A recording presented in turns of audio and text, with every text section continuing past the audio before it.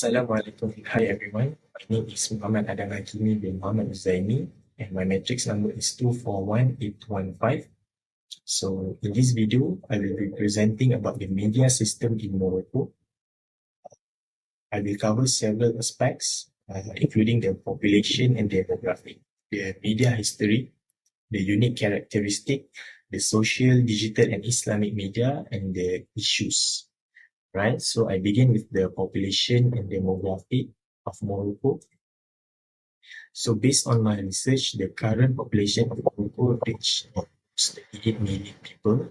The median age in Morocco is 29.5 years, which is, this is the average age of the Moroccan people, around 29 to 30 years old. And then Morocco has 2.2 total fertility rate. So this TFR is actually the total number of children that would be born to each woman. So the 2.2 scale is actually a good scale to ensure the stable population of Morocco in the future.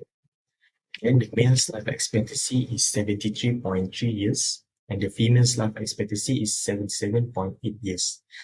The infant mortality is 13.8 per thousand lifespan. Then we move to the media history. So for the media history, I'm not going to explain fully about the media history in Morocco because it will be too long for this video. So I highlight on the four main medias or newspapers that once were the main media for the Moroccan people. So the first one is El Eco de Tetuan. So El Eco de Tetuan was published in the Moroccan city called as Tetuan. So it was printed and published in Spanish language. The idea was initiated by the Spanish journalist called as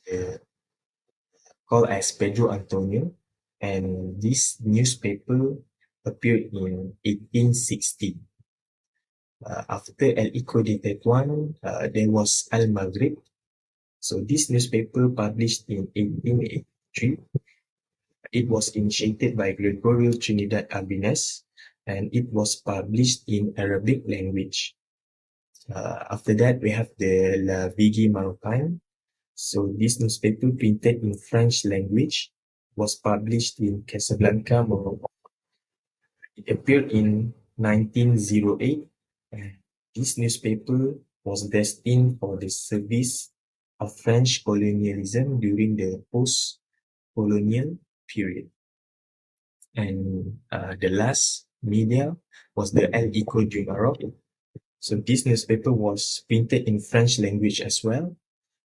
It appeared in 1919. So this newspaper once published the articles that roughly criticized about the protectorate regime. So back then, there was a crisis between the French and the Morocco about the protectorate regime, and this media plays a very important role, right? Because it toughly criticized about the crisis that happened. Then we move to the unique characteristic. So the first unique characteristic of the media system in Morocco is the state influence and regulations. So a large number of print publications owned by different political parties. So by this way, they receive subsidies by the government, right? Politicians also invest a great deals in constructing their websites to promote their agendas. From this point, this is how we really can see that the media system in Morocco is really under the state or the government influence and regulations. So somehow we can see that the media system really depends to the state or the government because they want the subsidies provided by government, all right, to make them keep produce the media in Morocco. But on the other hand, the media itself let the government to put their hands in the media system, right? And then that is how the state or the government influence, all right, will will spread in the media system in Morocco. That is how the influence will be spread. Right? Then the next point is linguistic diversity.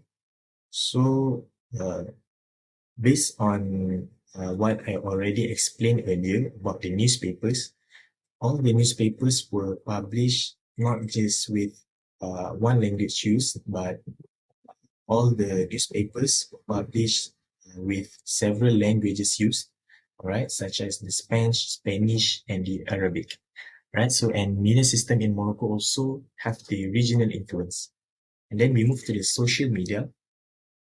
So the most used social media in Morocco is the Facebook with 27 million users, and it followed by YouTube with 21.2 million users, and then TikTok with 12.4 million users, and then Instagram with 12 million users, and lastly is X with 1.2 million users.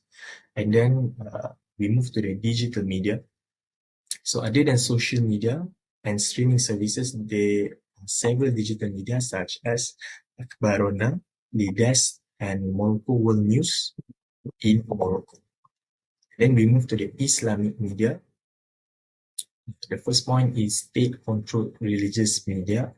So anything that relates to the media, right, including the religious media as well, are actually under the state or the government control, right?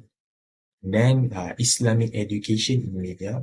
So the media in Morocco is not only produce the common or the usual content, right, in their media, but they are also provide the Islamic education in the media. It is because Morocco is one of the Islamic country in this world, right? So they really emphasize about the Islamic perspective in their media, right? And then countering extremism in media. So other than that, the media in Morocco also really emphasize about the extremism that happens around the world. All right.